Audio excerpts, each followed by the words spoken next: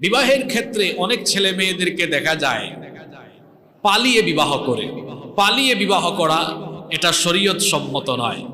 বিবাহ শাদী এটা গোপনে করার জিনিস, পালিয়ে করার জিনিস, নাকি প্রকাশ্যে করা উচিত? প্রকাশ্যে করা উচিত। সুতরাং পালিয়ে বিবাহ করা এটা কোনোভাবেই ইসলাম সমর্থন করে না। একটি মেয়ে তার অভিভাবকের অনুমতি ছাড়া বিবাহ করতে পারবে না। মুসনাদে আহমদ, ইবনে মাজাহ, তিরমিজি, আবু দাউদ বিখ্যাত হাদিসের 4টি গ্রন্থে এই হাদিস বর্ণিত হয়েছে। হাদিস বর্ণনাকারী সাহাবী হচ্ছেন উম্মুল মুমিনিন, আমাদের মা আয়েশা রাদিয়াল্লাহু আনহা। তিনি বলেছেন, আল্লাহর হাবিব বলেছেন, আইয়ুমা ইমরাআতিন নাকাহাত বিগাইরি ইযনি মাওয়ালিহা ফানিকাহুহা বাতিলুন ফানিকাহুহা বাতিলুন ফানিকাহুহা বাতিলুন। আল্লাহর নবী বলেছেন, যে নারী তার অভিভাবকের অনুমতি ছাড়া বিয়ে করবে, নবীজি 3 বার বললেন, তার বিবাহ বাতিল, তার বিবাহ বাতিল, তার বিবাহ বাতিল। একটি মেয়ে কোনোভাবেই তার অভিভাবকের অনুমতি ছাড়া বিবাহ করতে পারবে না। সুতরাং পালিয়ে যারা বিয়ে করে, এদের বিয়েটাই শরীয়ত সম্মত নয়। অনেকে পালিয়ে বিবাহ করে আবার আলেমদের কাছে প্রশ্ন করে, হুজুর পালিয়ে বিবাহ করা কি জায়েজ আছে? করে কি করে না? করে। আবার অনেকে এমনও বলে, হুজুর নিয়ত করছি, মেনে নেয় না তো, পালিয়ে বিবাহ করব। তা আমি বললাম, তোমার বোনকে যদি আরেক ছেলে এভাবে পালায়া নেওয়া যায়, তোমার কেমন লাগবে? মজা লাগবে? বলে না হুজুর, খারাপ লাগবে। তো বললাম, আপনার যেমন খারাপ লাগবে, তেমনি আপনি যার বোনকে বা যার মেয়েকে পালিয়ে নিয়ে যাবেন বলে ভাবছেন, তারও খারাপ লাগবে। বিবাহ শাদী এটি একটি ইসলামী আচার অনুষ্ঠান। এটাকে প্রকাশ্যে ঘোষণা দিয়ে করতে আদেশ দিয়েছেন মুহাম্মদ সাল্লাল্লাহু আলাইহি ওয়াসাল্লাম। নবীজি বলেছেন, তোমরা প্রকাশ্যে বিবাহের ঘোষণা দিয়ে প্রকাশ্যে অনুষ্ঠান করো। আল্লাহ তাআলা কোরআনে কারীমে বলেছেন, ওয়া আনকিহুল আয়ামা, তোমাদের মধ্যে যারা, সূরা নূরে আল্লাহ বলেছেন, অবিবাহিত নরনারীকে তোমরা বিবাহের ব্যবস্থা করে দাও। এটাকে পালিয়ে করতে বলা হয় নাই, গোপনে করতে বলা হয় নাই। সুতরাং ইয়াং জেনারেশনের সকলকে আমরা দৃষ্টি আকর্ষণ করব, এ ধরনের চিন্তা চেতনা যদি কারো থাকে, তাহলে মাথা থেকে রিমুভ করে ফেলতে হবে। পালিয়ে বিবাহ করা এটা ইসলাম সম্মত, শরীয়ত সম্মত নয়।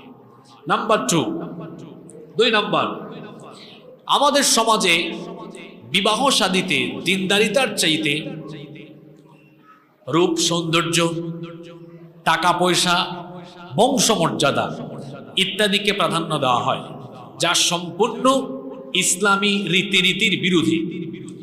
নবীজি বলেছেন, ফাযফার বিদাতিদ দীন তারিবাত ইয়াদাক, বিবাহের ক্ষেত্রে সবার উপরে দিনদারিতাকে প্রাধান্য দাও, নইলে তুমি কল্যাণ থেকে বঞ্চিত হয়ে যাবে।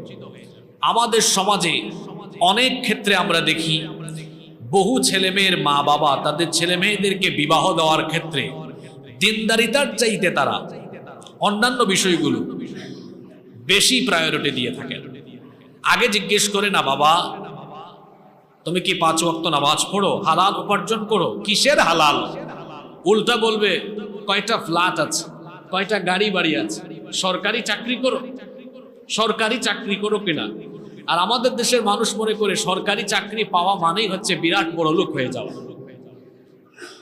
কেন মনে করে? কারণ আশেপাশে সরকারি চাকরি করে এরকম টাকা বানায় ফেলছে বহু মানুষকে দেখে। তো এখন কোন পন্থায় বানিয়েছে ওইটা দেখে না। সরকারি চাকরি করে কেউ বড় লোক হওয়ার কোনো সুযোগ কি? আপনারা এত আসতে বললেন কেন? সুযোগ আছে এখানে। সরকারি চাকরিজীবী যারা আছেন, আমি আপনাদের প্রতি সম্মান রেখে বলছি, চাকরি করে বড় লোক হওয়ার, পয়সাওয়ালা হওয়ার কোনো সম্ভাবনা ব্যবসা করে হওয়া যায়। চাকরি করে মানুষ ধনীও হয় না, গরিবও মোটামুটি চলে। বাংলাদেশে সরকারি চাকরিতে আপনি কত লক্ষ টাকা বেতন পাবেন বলেন? আপনি চাকরিতে ঢুকলেই তো 30, 40, 50, 60, আমি ধরে নিলাম 70,000, এত টাকাও হয়। সারা জীবনের চাকরির বেতন ভাতা সুবিধা মিলাইয়া কি আপনি বাড়ি বাদ দেন, বাড়ির জায়গা কিনতে পারবেন কি? আমি কি ভুল বলেছি? তো সরকারি চাকরিতে ঢুকেছে, 5 বছর হয়েছে, গাড়ি কিনেছে জাপানের টয়োটা ব্র্যান্ডে, বাড়ি বানিয়ে ফেলেছে, সম্পদ বানিয়ে ফেলেছে। এটা সরকারি চাকরিজীবী না, এটা শেষরা চোর। দেখেন নাই কুরবানি, এক সরকারি কর্মকর্তার ছেলে 15 লক্ষ টাকার ছাগল, 34 না 35 লক্ষ টাকায় কুরবানি। চিন্তা করেছেন আপনি? তার বাপের সারা জীবনের উপার্জনের পয়সা দিয়ে এগুলো সম্ভব? কথা বলছেন না কেন? সম্ভব? এগুলো সম্ভব না। তা আপনি শুরুতেই বলেন সরকারি চাকরি করো, এটা জিজ্ঞেস না করে বলেন যেটাই করো, চাকরি করো আর ব্যবসা করো, হালাল উপায়ে করো কি করো না, এটা জিজ্ঞেস করা দরকার।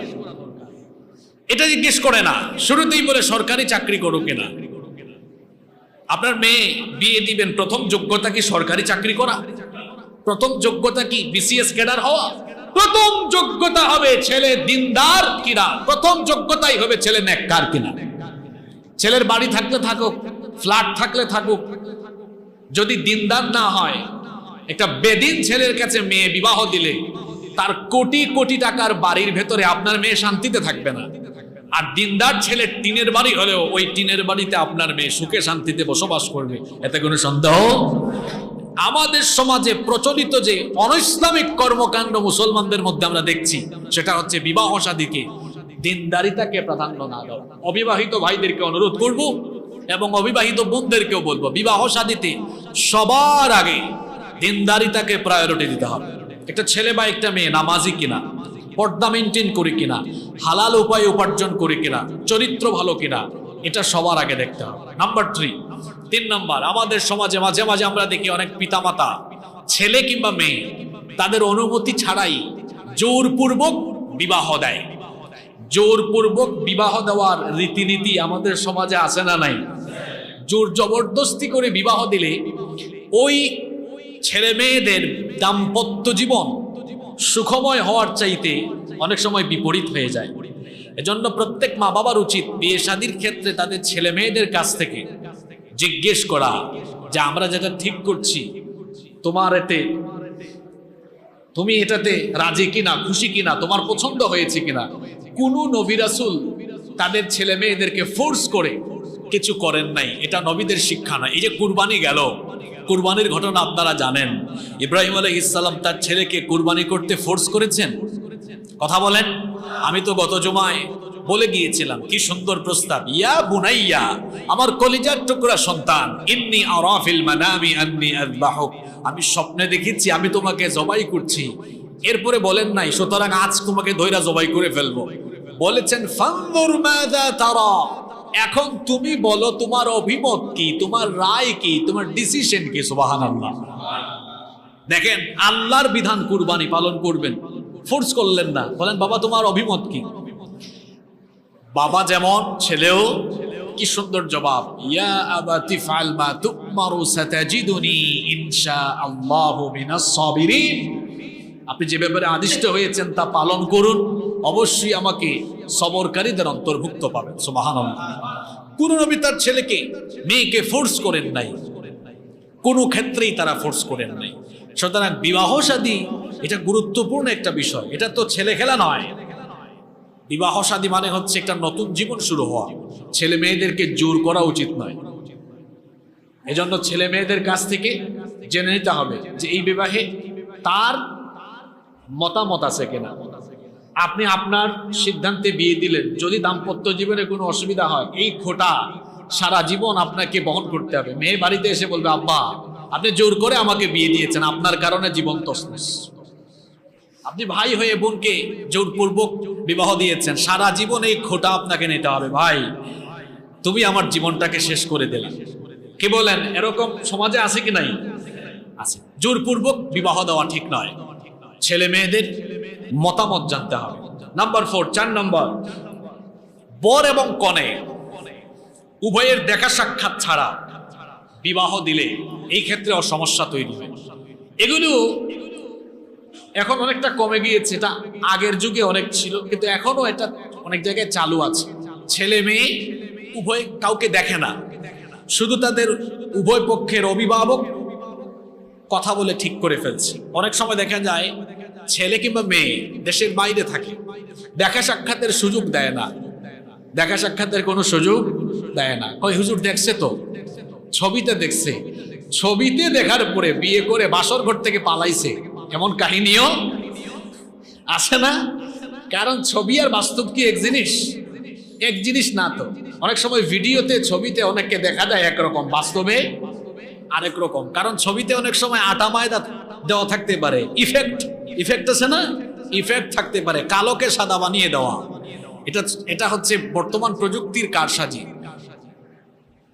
অনেক ছেলেরা আছে ফেসবুকে মেয়েদের আইডি দেখে, প্রোফাইলে সুন্দর ছবি দেখেছে, পাগল হয়ে যায়, ফ্রেন্ড রিকোয়েস্ট পাঠায়, মেসেঞ্জারে টেক্সট করা আরম্ভ করে। যখন ছবিতে দেখছে পাগল হয়ে গিয়েছে, কোনো সময় যদি বাস্তবে দেখে তখন সে উল্টা আরো দৌড় মারে। এরকম হয় কি হয় না? সুতরাং শুধু ছবি দেখে, ভিডিও দেখেই এরকম সিদ্ধান্ত নেওয়া উচিত নয়। বরং সুন্নাহ হলো বিয়ের আগে বর কনে উভয়কে দেখে নেবে, উভয়কে দেখবে, প্রয়োজনে কথা বলবে, এরপরে বিবাহের সিদ্ধান্ত হবে। এটাই হচ্ছে সুন্নাহসম্মত পদ্ধতি। বর কনে উভয়কে না দেখে বিবাহের সিদ্ধান্ত নেওয়া, এটি অনেক ক্ষেত্রে দাম্পত্য জীবনকে জটিল এবং দুর্বিষহ করে ফেলতে পারে। নাম্বার 5 নাম্বার, পাত্রী দেখার ক্ষেত্রে আমাদের দেশে মারাত্মক কিছু অনৈসলামিক কর্মকাণ্ড আমরা অবলোকন করি। বিবাহের আগে একটি ছেলে একটি মেয়েকে দেখে নিবে। আল্লাহ নবী এ ব্যাপারে তাগিদ দিয়েছেন। নবীজি বলেছেন, ইদা খাতাবা আহাদুকুম ইমরাআতান ফালা জুনাহা আলাইহি আন ইয়ানজুরা ইলাইহা। তোমাদের কেউ যখন কোনো রমণীকে, কোনো নারীকে বিবাহের প্রস্তাব দিবে, প্রস্তাবের জন্য ওই নারীকে সে যদি দেখে নেয় তাহলে এতে তার কোনো গুনাহ হবে না। এক সাহাবী এসে নবীজিকে বললেন, ইয়া রাসূলুল্লাহ, আমরা বলি সাল্লাল্লাহু আলাইহি ওয়াসাল্লাম, আমি অমুকের মেয়েকে বিয়ে করতে চাই। নবীজি বললেন, তুমি কি তাকে দেখেছো? সাহাবী বললেন, না। নবীজি বললেন, যাও তাকে গিয়ে দেখে নাও, এতে বিবাহের সিদ্ধান্ত নিতে তোমার জন্য সহজ হবে। সুবহানাল্লাহ। তাহলে বিবাহের আগে পাত্রী দেখে নেওয়া এটা সুন্নাহ, দেখবেন। কিন্তু এই দেখতে গিয়ে আমাদের দেশে যেটা হয়, এবং এই পাত্রী দেখার যে নিয়ম আমাদের দেশে চালু আছে, এটা অত্যন্ত দুঃখজনক। দেখা যাচ্ছে পাত্রী দেখার ক্ষেত্রে ইসলামী শরিয়ার নিয়ম নীতি লঙ্ঘন হচ্ছে।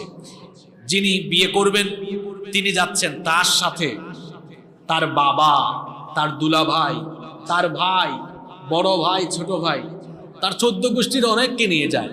এখন যে মেয়েকে আপনি বিয়ে করবেন সেই মেয়েকে আপনি দেখতে পারেন, এতে কোনো অসুবিধা নাই।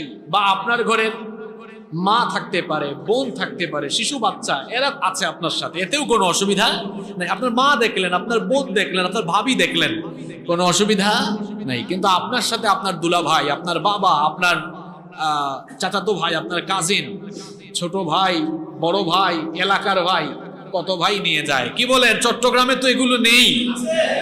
হ্যাঁ, একটা মেয়েকে দেখতে যাচ্ছেন, এখন দেখতে যাচ্ছেন মানেই তো বিয়ে হয়ে যাওয়া নয়। আর আপনার স্ত্রীকে যদি আপনি যদি তাকে বিয়ে করেন, আপনার এই হবু স্ত্রীকে দেখা তো আপনার এই দুলা ভাই বা আপনার এলাকার ছোট ভাই, বড় ভাই, এদের জন্য দেখা কি জায়েজ? এটা আমরা করছি। এবং বহু বোনরা অনেক সময় অভিযোগ করেন যে, হুজুর, আমরা যখন আমাদের পিতামাতাকে বুঝাই যে ছেলে আমাকে দেখতে চাচ্ছে, ওকে ফাইন, ছেলে আসবে, ছেলের সাথে দেখা করব, কথা বলবো, কিন্তু ছেলের ফ্যামিলির অন্য কোনো পুরুষ মানুষের সাথে আমি দেখা করব না, তাদের সামনে যাব না। এটা বললে অনেক মা বাবা মেয়ের উপরে তেড়ে যায়, বলে নতুন হুজুর হইছো তুমি, তাই না?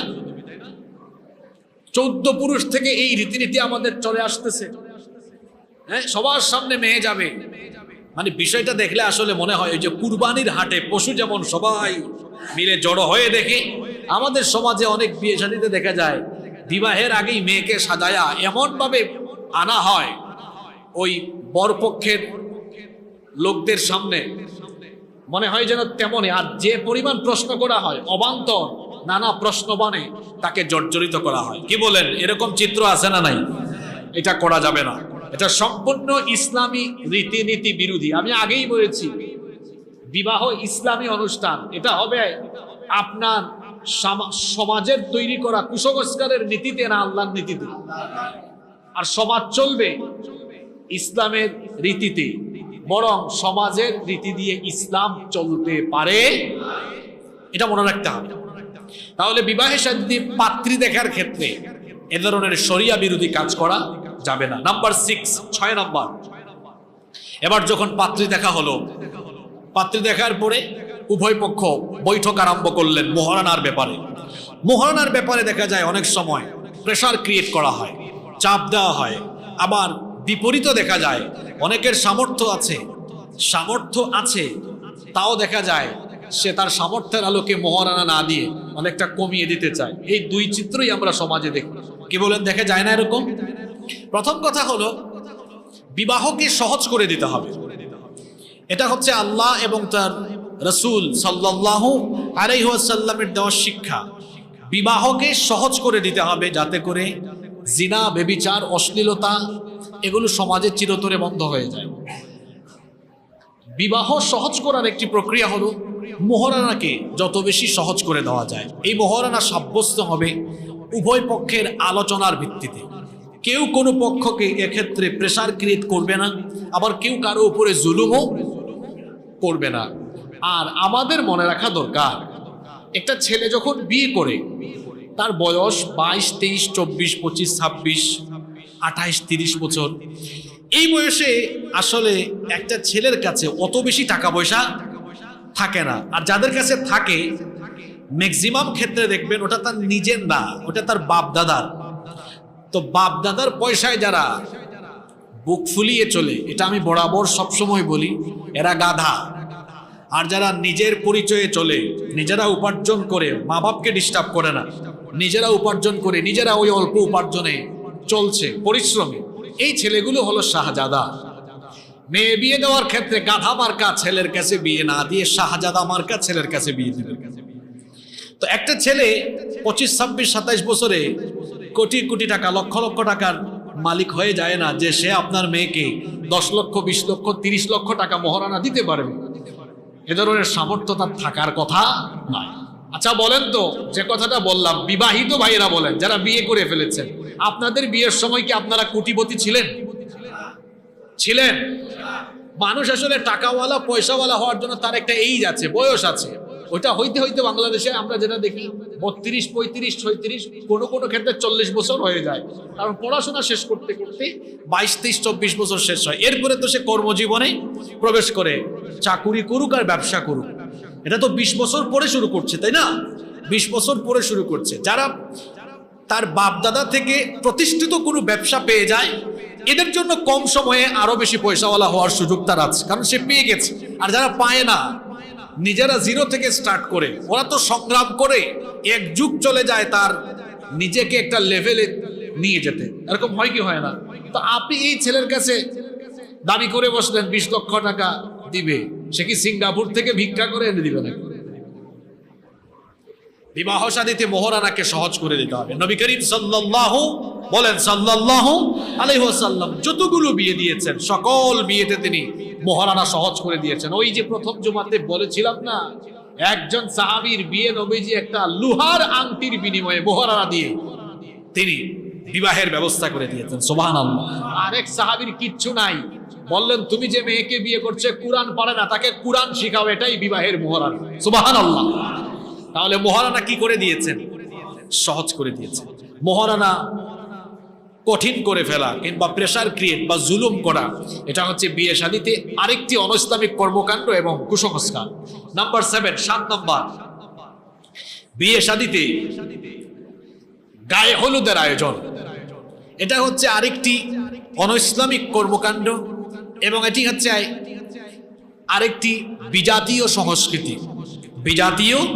সংস্কৃতি। দেখা যায় বিয়ের আগের দিন গায়ে হলুদের অনুষ্ঠানের নামে অশ্লীলতা, বেহায়াপনা, নাচ গান, বাদ্যযন্ত্রের সয়লাব, নারী পুরুষের অবাধ মেলামেশা এবং গায়ে হলুদকে কেন্দ্র করে যে অনুষ্ঠানগুলো হয়, এই অনুষ্ঠানগুলো দেখলে মনেই হয় না যে এরা মুসলমানের ঘরের সন্তান। ঠিক আছে কথা? এরকম হয় কি হয় না? যাদের বাড়িতে গায়ে হলুদ আছে তাদেরকে বলছি, আবার কিছু কিছু কথা কিন্তু তীরের মতো খুব শক্ত করে আমি এগুলো বলি। এর কিছু কারণ আছে, কারণ আমাদের সমাজে কিছু বেহায়া মানুষ আছে, এদেরকে বুঝাতে বুঝাতে বুঝাতেও তারা বুঝতে চায় না। এদের জন্য এ ধরনের কথাগুলোই দরকার। বিয়ে শাদীর ক্ষেত্রে যারা গায়ে হলুদের অনুষ্ঠান করে, এদের ঘরে যে ছেলে মেয়েগুলো জন্ম হবে সবগুলো ঝাঁকানাকা ডিজে মার্কা, সন্ত্রাসী, মাদকাসক্ত, লুচ্চা, বদমাশ হবে, এতে কোনো সন্দেহ নাই। এদের ঘরে আল্লাহওয়ালা সন্তান হবে না, মুফাসসির হবে না, মুহাদ্দিস হবে না, নৈতিক চরিত্রবান আল্লাহওয়ালা সন্তান এদের ঘরে কোনোদিনও হবে না। হবে কেমনে? বিয়ের মতো পবিত্র অনুষ্ঠান শুরু করেছে পবিত্রতা দিয়ে না অপবিত্রতা দিয়ে? তো অপবিত্র কাম দিয়ে শুরু করেছে। তো এই দাম্পত্য জীবন থেকে আপনি কি হিসাবে যেগুলো আসবে এগুলো কি পবিত্র আশা করেন না অপবিত্র আশা করেন? আপনি শুরুই তো করেছেন অপবিত্রতা দিয়ে। সুতরাং গায়ে হলুদের মতো বিজাতীয় অপসংস্কৃতি এবং অনইসলামিক কর্মকাণ্ড থেকে আমাদের প্রত্যেকটি মুসলিম পরিবারকে সচেতন থাকতে হবে এবং এ জাতীয় অনুষ্ঠান আমাদেরকে পরিহার করতে হবে ইনশাআল্লাহ। নাম্বার 8 নাম্বার, অত্যধিক জৌলুস এবং আড়ম্বর অনুষ্ঠানের সাথে বিবাহ শাদী আয়োজন করা, এটাও শরিয়া সম্মত নয়। কারণ অতিরিক্ত খরচ এবং বেশি ধুমধাম করতে গেলে অনেক সময় মানুষ হারাম পন্থার উপরে ডিপেন্ড করতে হয়। আপনি বলবেন কিভাবে? এরকম সমাজে হাতে গোনা কয়েকজন পাবেন যার সামর্থ্য আছে, কিন্তু এটাকে যদি সামাজিকতা বানানো হয় যে এটা আমার সমাজের কালচার, করতেই হবে, তাহলে দেখা যাবে টাকা নাই, সুদে টাকা এনে বিবাহের অনুষ্ঠান পরিচালনা করবে। আমি নিজে দেখেছি শুধুমাত্র সমাজের লোকেরা কি বলবে, আমার সমাজের কালচার বিয়ের অনুষ্ঠান এভাবে করতেই হবে। পয়সা নাই, সুদে টাকা এনেছে, এরপরে সুদের টাকা দিতে পারে নাই, বাড়ি ঘর ছাড়া পর্যন্ত হয়েছে। এ ধরনের অনেক চিত্র সমাজে আছে কি নাই? আছে। অনেকে আছে সুদের উপর টাকা আনে, আবার ওই যে সরকারি চাকরিতে আছে, মেয়ে বা ছেলেকে বিয়ে দিবে মানে একদম জৌলুস বা আড়ম্বর অনুষ্ঠানের মধ্য দিয়ে, তখন ফাইল এক টেবিল থেকে আরেক টেবিলে দেয় না, কয় হাদিয়া নিয়ে আস, ওই হাদিয়া তো ওইদিকে যাবে। তো বলেছি যে এ ধরনের আড়ম্বর বা জৌলুসপূর্ণ অনুষ্ঠান যখন বিবাহ শাদীতে মানুষ করতে যায় অনেক হারাম পন্থার উপর তাকে ডিপেন্ড করতে হয়। এজন্য তো ইসলামী শরিয়া এগুলোকে নিষেধ করে দিয়েছে এবং নবীজি বলেছেন যে বিয়েতে খরচ কম হয় সেই বিয়েতে বরকত তত বেশি হয়। সুবহানাল্লাহ। আমাদের যশ খ্যাতি দরকার না বরকতের দরকার? বরকতের দরকার। এজন্য আমরা বলবো যে বিবাহ শাদীতে অতিরিক্ত টাকা খরচ না করে বিবাহ শাদীতে শালীনতার ভিত্তিতে, সৌন্দর্যের ভিত্তিতে এবং ইসলামের দেওয়া রীতিনীতির ভিত্তিতে সামাজিকতা মেনটেন করে বিবাহ শাদীর অনুষ্ঠান শেষ করে যে টাকা অপচয় অপব্যয় করার কথা ওগুলো দিয়ে স্বামী স্ত্রী দুজন গিয়ে ওমরা করে আসেন। বিবাহ শাদীতে দাম্পত্য জীবনে অনেক বরকত হবে ইনশাআল্লাহ। 9 নম্বর, বিয়ে শাদীতে বেপরদার সয়লা। কিছু কিছু বিয়ে শাদীর অনুষ্ঠান দেখলে মনে হয় এ যেন জাহিলি যুগে আমরা চলে এসেছি, জাহিলি যুগে আমরা চলে এসেছি। দেখা যাচ্ছে বিয়ে শাদীতে নারী পুরুষের আনাগোনা এমন ভাবে যেখানে কোনো পর্দা নেই। আমাদেরকেও মাঝে মাঝে অনেকে দাওয়াত করেন, আপনারাও অত ভালোবেসে অনেক সময় দাওয়াত করেন, না গেলে রাগ করেন, আবার গেলে আমরাও রাগান্বিত হয়ে যাই। কারণ হুজুর দাওয়াত দিয়া আপনি হুজুরের পরিবেশ করতে পারেন, এটা বড় দুর্ভাগ্যের বিষয়। হুজুর দাওয়াত করলে হুজুরের পরিবেশ রাখতে হবে, নইলে হুজুর হুজুরের জাতের হলে আত্মসম্মান রেখে সে তার কথা হয় বলে ফেলবে, না হইলে অনুষ্ঠানস্থল ত্যাগ করবে, এটাই স্বাভাবিক যদি হুজুরের মধ্যে আত্মসম্মান থাকে। আর যদি পেটওয়ালা হুজুর হয় যা আসছি কয়েক প্লেট খাওয়া যায়, তার ব্যাপারে আমার ভিন্ন কথা। তবে একজন আলেম কখনো আত্মসম্মান বিসর্জন দিতে পারে না। কথা বুঝতে পেরেছেন? যার ভেতরে আত্মসম্মান আছে, ব্যক্তিত্ব আছে, হয় সে ওই অনুষ্ঠানে কথা বলে ফেলবে, নইলে তার সম্মান, তার আত্মসম্মান রেখে নীরবে নিবৃত্তে অনুষ্ঠান স্থল ত্যাগ করবে। আমরা মাঝে মাঝে কিছু বিবাহ শাদীর অনুষ্ঠানে যাই, আর যা দেখি মনে হয় যেন সেই বিবাহ শাদীতে অতিথি হিসাবে ইবলিস তার সাঙ্গপাঙ্গ নিয়ে আগমন করেছে। আমার কথা কি রাগ করলেন আপনি? আরে বাপরে বাপ, মহিলাদের কি পোশাক আশাক, যে মেকআপ, আবার তাদের সাথে তাদের হাজবেন্ডরাও আছে। আমি বুঝি না ওই মহিলাদের হাজবেন্ড গুলো এত বেহায়া হয় কেমনে। আপনার স্ত্রীর পেট পিঠ মানুষ দেখে আপনার আত্মসম্মানে লাগে না। আপনার মতো বেহায়া পুরুষ আসমানের নিচে আর হতে পারে না। আপনি বেহায়া পুরুষ, আপনার মধ্যে আত্মসম্মান নেই, ব্যক্তিত্ব বলতে আপনার মধ্যে কিচ্ছু। শোনেন, আলী রাদিয়াল্লাহু আনহু একবার বাহিরে গিয়েছেন। এক সাহাবী বলেন, আপনার স্ত্রী কেমন আছেন? তিনি তখন উত্তর দিলেন, আমার মন চাইতেছে তোমার গলার উপরে তরবারি বসাইয়া তোমার শরীর থেকে কল্লা আলাদা করে দিই। আল্লাহু আকবার। এটাকে বলে গায়রত। সাহাবায়ে কেরাম তাদের স্ত্রীকে নিয়ে আলোচনা, একজন কেমন আছেন জিজ্ঞেস করলো, তার স্ত্রীর ব্যাপারে আলোচনা অন্য পুরুষের সামনে পছন্দ করতেন না। কেমন আছেন জিজ্ঞেস করেছে, ওইটাও মানে আমার স্ত্রী ভালো আছে এটা বলাও তারা পছন্দ করতেন না। মানে স্ত্রীকে তারা এমন ভাবে রাখতেন। আর আপনি তো ভালো আছেন না, আপনি বউয়ের ফটো দিয়ে বলতেছেন, দেখেন তো আপনাদের ভাই ভাগিকে কেমন লাগে। কি জাতের বেহায়া হইছেন আপনি? এরকম বেহায়া আছে না নাই? তো বিয়ে শাদীতে আমরা অনেক সময় দেখছি বেপরদার শয়লা, নারী পুরুষের খাওয়া দাওয়ার অনুষ্ঠান অনেক জায়গায় একসাথে। আর যে সকল মহিলারা খুব সাজগুজ করে বিয়ের অনুষ্ঠানে যায়, আমি তো খুব সুন্দর করে বলি, এই মহিলাদের চরিত্রে ডিস্টার্ব আছে। কেন এত সুন্দর সাজগুজ সে কার জন্য করলো গো? আরে বাপরে বাপ, সাজগুজ করলে করবে জামাই তার হাজবেন্ডের জন্য। বিয়ে শাদীর অনুষ্ঠানে হাজার হাজার মানুষ আসবে, ওই হাজার হাজার মানুষকে তার রূপের দিকে আকৃষ্ট করার জন্য এই সাজগুজ করেছে। এটা আপনি না বুঝলেও শয়তান ভালো করে বুঝে। নাম্বার 10 নাম্বার, বিবাহ শাদীতে আরো একটি অনইসলামিক কর্মকাণ্ড আমরা দেখি, শর্তারোপ করে দেওয়া। বিবাহের অনুষ্ঠানের কথাবার্তা চলছে, তারিখ ফিক্সড হচ্ছে, তখন বলা হচ্ছে যে আমার বংশের নিয়ম, আমার এলাকার নিয়ম হলো যে আমরা এত কম মানুষ যাই না, আমরা 2000-3000 যাই, আপনাকে খাওয়াইতেই হবে, 3000 মানুষ খাওয়াইতে হবে।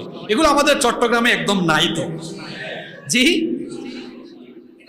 এটা বেশি, 3000 মানুষ খাওয়াইতে হবে। কোনো কারণে যদি 2500 মানুষ যায়, 500 মানুষ না যায়, তখন আবার বলে আমরা কিন্তু 2500 আসছি, ভাবিয়েন না এই 500 মানুষকে খাওয়াইতে হবে না, তাদের অসুবিধার কারণে আসতে হবে না, কিন্তু প্যাকেটগুলো পার্সেল করে দিয়ে পার্সেল করেও নিয়ে যায়। এরকম আছে না নাই? আপনারা কি আমার কথা কষ্ট পাচ্ছেন? তো এই যে শর্তারোপ করে দেওয়া, এটাও মারাত্মক সুন্নাহ বিরোধী এবং শরিয়া বিরোধী একটি কর্মকাণ্ড। আপনি জিজ্ঞেস করেন যে বিবাহের অনুষ্ঠানে আপনি কেমন আয়োজন করেন, আপনি আপনার সামর্থ্যের আলোকে করেন, এবং আপনি বলেন যে কি পরিমাণ অ্যারেঞ্জ করলে আপনার জন্য কষ্ট হবে না, আমরা ওইরকম প্রস্তুতি নিয়ে আসবো।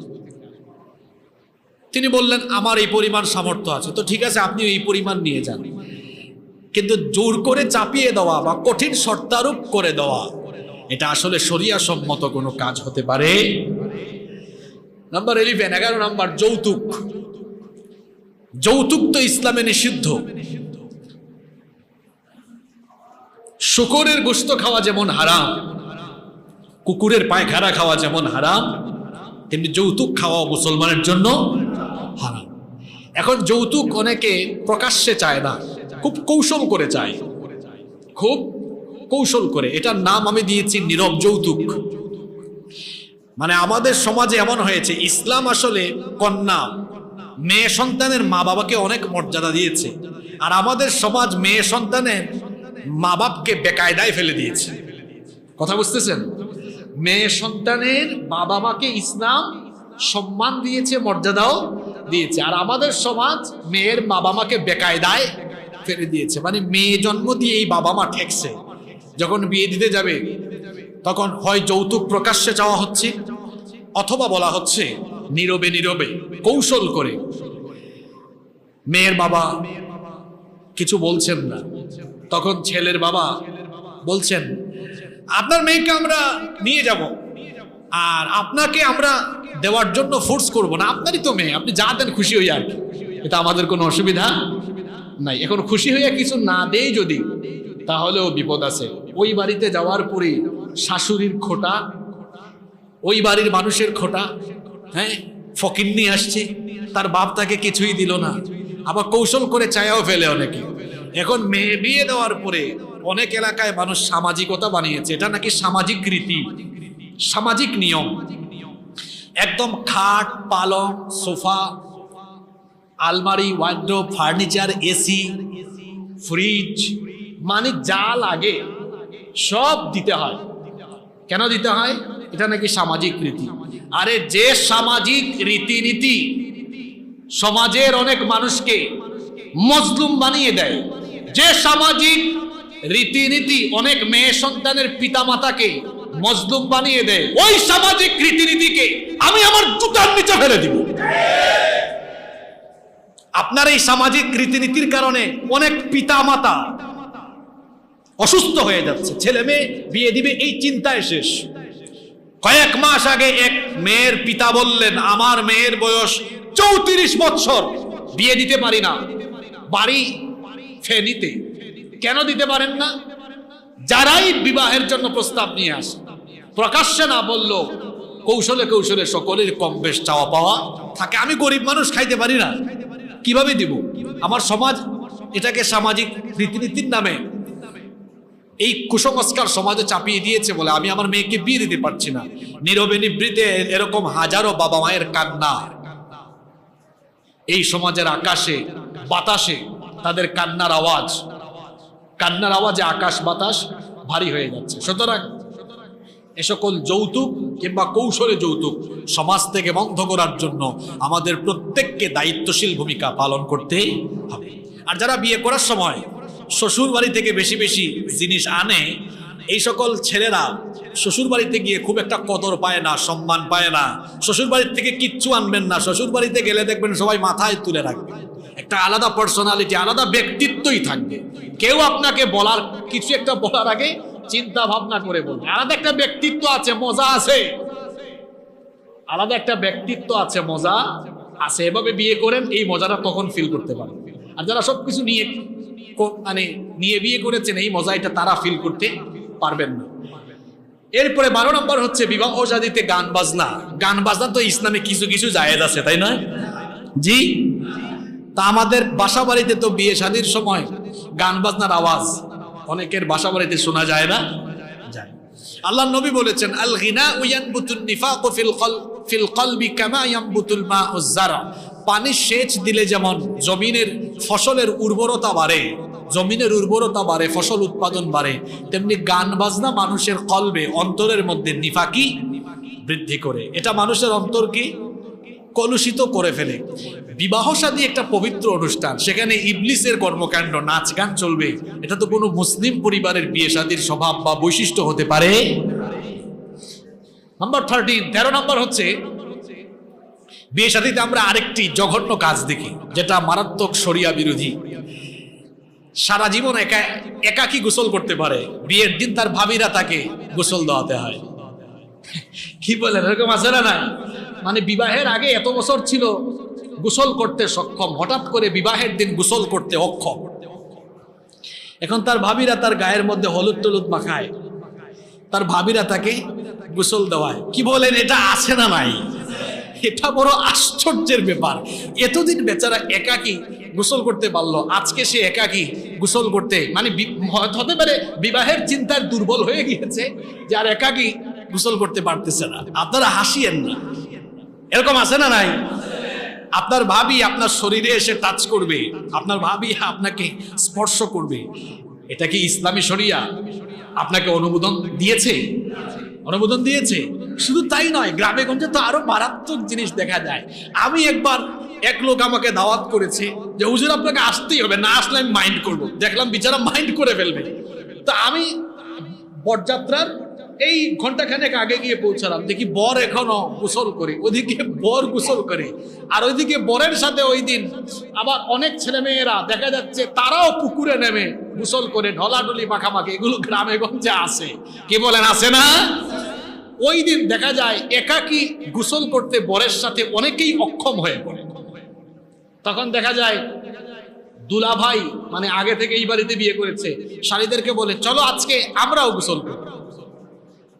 যদিও কথাটি শুনতে খারাপ দেখা যায়, কিন্তু এগুলো বাস্তবতা, এগুলো সমাজে চলমান আছে না নাই? এগুলো ইসলামী শরিয়া অনুমোদন করে। এইসব কর্মকাণ্ড আমাদের সমাজ থেকে পরিহার করার জন্য আমাদেরকে দায়িত্বশীল ভূমিকা পালন করতে হবে। নাম্বার 14, 14 নাম্বার, মেয়ের বাবা থাকা সত্ত্বেও উকিল পিতা বানানো, এটা আরেকটা অনৈসলামিক কর্মকাণ্ড। এবং উকিল, উকিল বানিয়ে, শব্দটা হচ্ছে আরবিতে ওয়াকিল, এটা বাংলায় আমরা বলি উকিল, তাকে বাবার মতো বাবা বলে সম্বোধন করা, বাবা ডাকা, এরকম আছে না? আছে। মেয়ের বাপ জীবিত থাকলে তিনি হবেন বিবাহের ওয়ালি, মানে অভিভাবক। মেয়ের বাবাই মেয়ের ইজিন আনবেন, অনুমতি আনবেন। যদি মেয়ের বাবা জীবিত না থাকেন, সেই ক্ষেত্রে ওই মেয়ের মাহারাম কোনো ব্যক্তি, যেমন তার চাচা, মামা, ফুফা ইত্যাদি, মেয়ের অভিভাবক অর্থাৎ পিতার অবর্তমানে সেই ওয়াকালত, ওয়াকালত মানে হচ্ছে কি? অভিভাবকত্ব, অভিভাবকের ভূমিকা পালন করবে। এটা আমাদের সমাজ বানিয়ে ফেলেছে উকিল বাপ। আপনাদের চট্টগ্রামে এটা আছে কিনা জানি না, আমাদের সিলেটে আছে, হ্যাঁ আছে।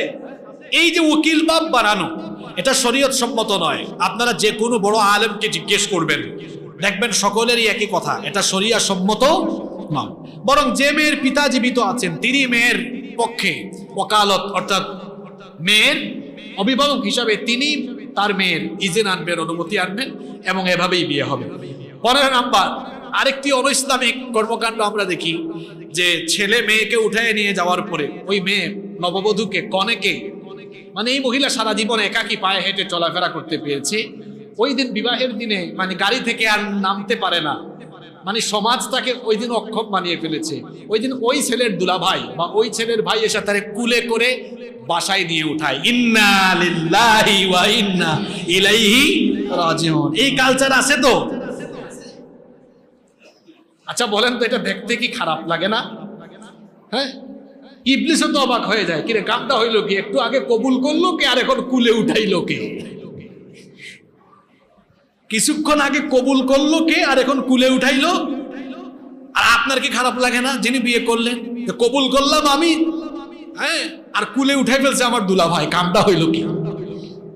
আছে না নাই এরকম?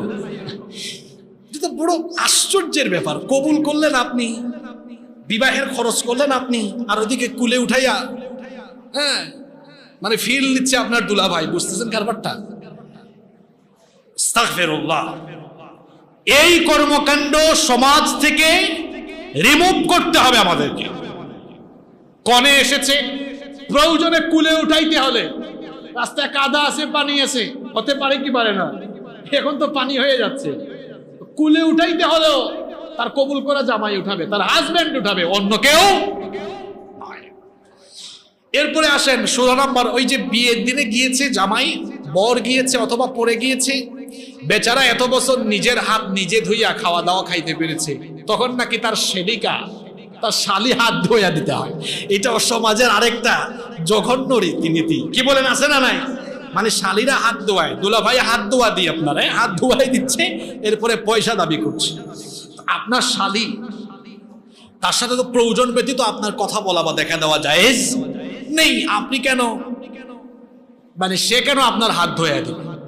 এটা অত্যন্ত জঘন্য এবং শরিয়া বিরোধী কাজ। 17 নাম্বার হচ্ছে ওয়ালিমা না করা। অনেকে আছে মেয়ের বাড়িতে অনুষ্ঠান জোর করেই করায়, আমরা 3000 আসবো, তারপর সে ওয়ালিমা করেন।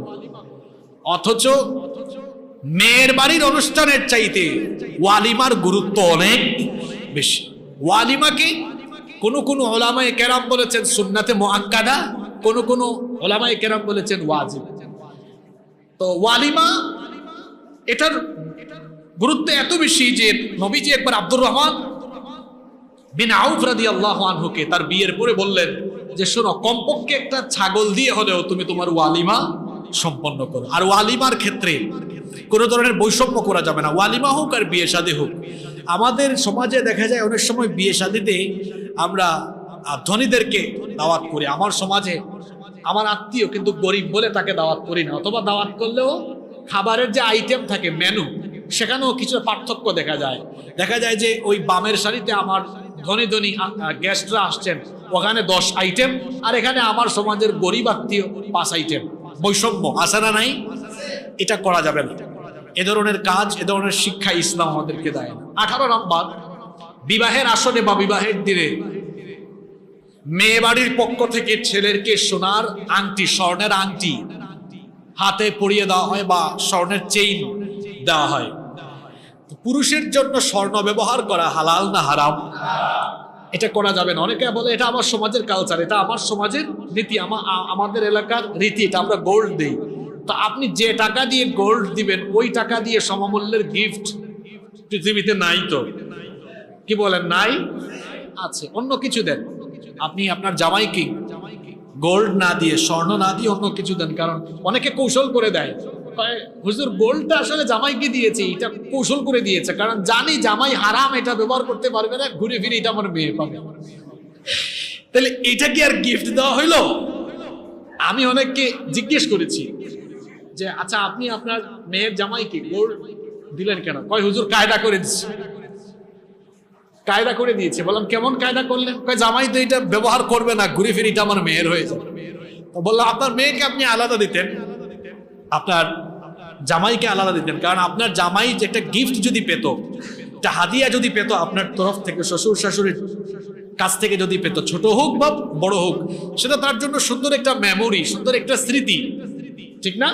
এবং এটাকে সে গুরুত্ব সহকারে রাখতো। আপনি দিলেন এমন জিনিস, সেটা সে ব্যবহার করতেও পারবে না, আপনাদের কথা তার মনেও থাকবে। এরপরে আসেন 19 নম্বর, এটা তো আরো জঘন্য কাজ। আমাদের সমাজে অনেক ছেলেরা আছে বিয়ে শাদীর পরে মোহরানা আদায় করে না, বউয়ের কাছে বাসর ঘরে গিয়ে মাফ চায়, মাফ করে দাও, মাফ করে দাও। আর ওই দিন মেয়েরাও খুব ইমোশনে থাকে, বেশি দেরি করে না, কয় যা মাফ করে দিলাম। পরে যদি কোনো কারণে ডিস্টার্ব হয়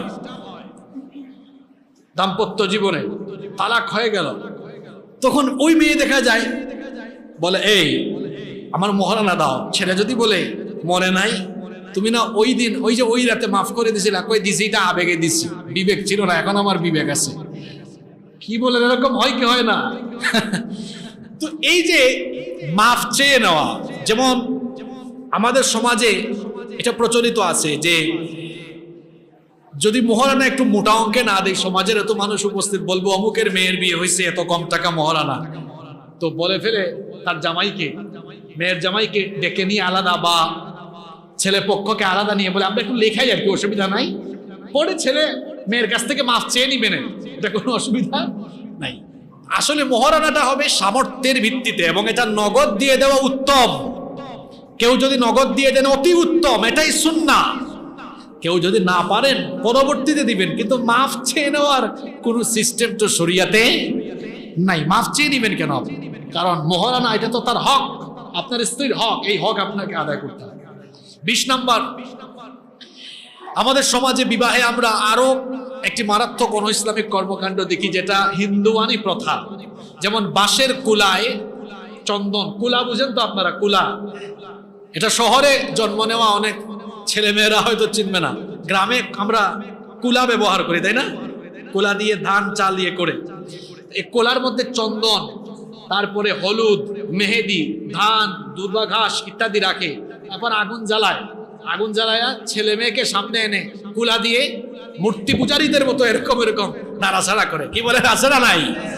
আবার এই হলুদ ছেলে মেয়েদের কপালে কিংবা গালে 3বার করে লাগায় দেয়। এটা হিন্দুয়ানি কালচার, এটা হিন্দুয়ানি সংস্কৃতি, এটা আমার ইসলামী কোনো সংস্কৃতি নয়। এরপরে 21 নম্বর, বিয়ে শাদীতে রং ছিটানো, রং মাখামাখি হয়। ওই দিন দেখা যায় বুড়া বুড়িদেরও জুস উঠে, তারাও রং মাখামাখি করে। কি আছে না? আছে। তো এই যে রং মাখামাখি করা, নারী পুরুষ একত্রে মিশে যাওয়া, এটা অনৈসলামিক কর্মকাণ্ড। এরপরে 22 নম্বর, ফটোগ্রাফি। এটা তো না হলে এখন চলেই না, তাই না? ফটোগ্রাফি চলছে। মেয়েকে পার্লার থেকে সাজিয়ে এনে রেখে দেওয়া হয়েছে ডায়াসের মধ্যে। এরপরে ছবি তুলতেছে, মানুষও ছবি তুলতেছে তার কাছে গিয়ে ঘেঁষাঘেঁষি ঢলাঢলি করে। তবে আমার একটু আশ্চর্য লাগে ওই দুর্ভাগা ছেলের জন্য, যে ছেলে বিয়ে করছে তার বউ ডায়াসে বসা আর তার ফটো সবাই তুলছে, তার একটু খারাপও লাগে না? কি বলেন? এই ধরনের বেহায়া মানুষ নাই তো আমাদের সমাজে? আছে না নাই? এই যে ফটোগ্রাফি, ভিডিওগ্রাফি একদম শুরু থেকে শেষ পর্যন্ত, এবং সেখানে অবাধে মেলামেশা, এগুলো শরীয়ত সম্মত কোনো কাজ নয়। 23 নাম্বার, এটা তো আরো জঘন্য, এটা বর্তমানে শুরু হয়েছে। কিছু কিছু ছেলে মেয়েরা বিবাহের তারিখ ফিক্সড হওয়ার পরে একজন ফোন করে আরেকজনকে, মানে ছেলে মেয়েকে ফোন করছে, চলো আমরা বিবাহের আগেই পেজ খুলি, আমাদের পেজ খুলে এখন থেকেই ব্লগ শুরু করি, আর ব্লগের উদ্বোধন হবে আমাদের বিবাহের ভিডিও দিয়ে। এটা আপনারা যারা বয়স্ক মানুষ তারা বুঝতেছেন না, কিন্তু ইয়াং যারা আছে তারা বুঝে গেছে। এই যে ব্লগ, কাপল ব্লগ, হাজব্যান্ড ওয়াইফের ব্লগ এখন চলছে। মহিলারা এখন কি করবে? ঘরে বসে রান্না বান্না যেগুলা করে ওগুলাও ভিডিও করে ব্লগ বানায় দিচ্ছে। তারপরে কোথাও যাচ্ছে হাজব্যান্ড ওয়াইফ, ট্রাভেল ব্লগ, কাপল ব্লগ, ফুড ব্লগ। এই ব্লগের যে একটা ফিতনা এখন শুরু হয়েছে, এটা হচ্ছে কিয়ামতের আগের একটা অন্যতম ফিতনা। কিয়ামতের আগে, দাজ্জাল আসার আগে এ ধরনের ফিতনাগুলো প্রকাশিত হবে। তো এই যে ব্লগ হচ্ছে এখন বিবাহ শাদীকে কেন্দ্র করে, এবং যাদের বিয়ে তারা নিজেরাই করছে, এগুলো অত্যন্ত জঘন্য, গর্হিত এবং শরিয়ার দৃষ্টিতে অত্যন্ত নিন্দনীয় কাজ। এরপরে 24 নম্বর, শেরিকাদের সাথে, শালীদের সাথে বর বসে একসাথে খাচ্ছে, একজন আরেকজনকে খাওয়াই দিচ্ছে। 25 নম্বর, নির্দিষ্ট দিনক্ষণ দেখে, মানে বর এবং কনের জন্মদিনে বিয়ে করা যাবে না। তারপর এই তারিখে আমার পিতৃপুরুষ অমুক মারা গিয়েছেন, এই তারিখে বিবাহ করা যাবে না। মুহররম মাসে অথবা আশুরার দিনে বিবাহ করা যাবে না। এই ধরনের আকীদা, বিশ্বাস লালন করা, এটা হচ্ছে জঘন্যতম আকীদা, কুসংস্কার, এবং এসবের সাথে ইসলামের কোনো সম্পর্ক। 26 নম্বর হচ্ছে বিয়ে শাদীতে যাওয়ার আগে প্রসিদ্ধ কোনো কবর জিয়ারত করে যাওয়া, প্রসিদ্ধ কোনো ওলির কবর জিয়ারত করে যাওয়া, কিংবা প্রসিদ্ধ কোনো কবরস্থান জিয়ারত করে যাওয়া। এ ধরনের রীতিনীতিও সমাজের বহু জায়গায় প্রচলিত আছে কি নাই? আছে। এগুলোর সাথে ইসলামের কোনো সম্পর্ক নাই। তারপরে 27 নম্বর, এটা তো আছে, স্ত্রীর হক আদায়ে শারীরিকভাবে অক্ষম পুরুষের সাথে টাকার লোভে অনেক সময় মেয়েও বিয়ে বসতেছে, অথবা মেয়ের মা বাপও শারীরিকভাবে অক্ষম, ফিজিক্যালি অক্ষম, ওই ছেলের সাথে তাদের মেয়েকে বিয়ে দিচ্ছে। এগুলো নাই তো এখন? কি নাই? এগুলো আছে। এ ধরনের সংসারগুলো নষ্ট হচ্ছে, এবং পরকীয়া বৃদ্ধির জন্য এটাও একটা অন্যতম কারণ।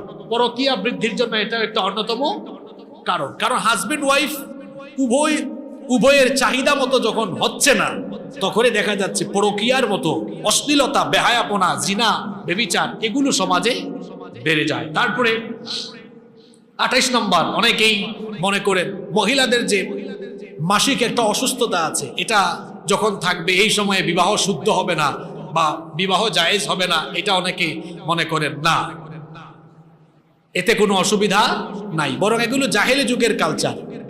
জাহেলি যুগের অনেক কাফিররা মহিলাদের পিরিয়ড হলে পড়ে তাদেরকে ঘর থেকে বাহিরে রেখে দিত। কিন্তু ইসলাম এত সুন্দর, দেখেন আম্মাজান আয়েশা রাদিয়াল্লাহু আনহা বলেছেন, আমার তো পিরিয়ড চলা অবস্থায়ও নবীজি আমার কোলে মাথা রেখে আমার সাথে গল্প করেছেন। সুবহানাল্লাহ, ইসলাম কত সুন্দর। অথচ আমার সমাজে অনেকেই এই ধরনের আকীদা বিশ্বাস লালন করেন, যেটা ঠিক নয়। 29 নম্বর হচ্ছে বিধবাদেরকে বিয়ে করতে অপছন্দ করা। এটা তো সুন্নাহ বিরোধী কাজ। নবী করিম সাল্লাল্লাহু আলাইহি ওয়াসাল্লাম প্রথমেই বিয়ে করেছেন একজন কুমারী নারীকে। জোরে বলেন। আমাদের সমাজে বিধবা নারীদেরকে বিয়ে করা, এটা অনেকেই তার মানে ব্যক্তিত্বের সাথে যায় না, এরকমটা মনে করে। অথচ একজন বিধবাকে বিয়ে করার মধ্যে অনেক ধরনের কল্যাণ রয়েছে। আজকে সময় থাকলে এগুলো আমি আরো বিস্তারিত বলতাম। 30 নম্বর হচ্ছে যাদের সাথে দেখা করা মেয়ের জায়েজ নয়, অর্থাৎ নন মাহরাম, এই ধরনের পুরুষদের দিকে দিয়া মেয়ের ইজিন নেওয়া বিয়ের সময়, এটাও হয়। মেয়ের ইজিন যখন আনা হয় তখন দেখা যায় যে নন মাহারাম গাইরে মাহারাম অনেক পুরুষ মেয়েদের সামনে চলে যায়, যেটা উচিত নয়। 31 নম্বর, বিয়ের আসরে একই স্টেজে বর কনেকে বসিয়ে সব শ্রেণীর মানুষ কর্তৃক তাদেরকে দেখা, তাদের সাথে বসা, সেলফি তোলা, ভিডিও ধারণ করা, এটা মারাত্মক শরিয়া বিরোধী একটি কাজ। 32 নম্বর হচ্ছে ওয়ালিমা অনুষ্ঠান বা বিবাহ অনুষ্ঠানে শুধু উঁচু শ্রেণীর মানুষকে দাওয়াত করে গরিবদেরকে দাওয়াত না করা, এটাও এক ধরনের সামাজিক বৈষম্য এবং কোনো বৈষম্যকে ইসলাম কখনো সমর্থন করে না। এই যে বিবাহ কেন্দ্রিক 32টি অনইসলামিক কর্মকাণ্ড আপনাদের সামনে আমি তুলে ধরলাম, এগুলো সমাজে চালু আছে কিনা, এগুলোর সাথে ইসলামের কোনো সম্পর্ক আছে?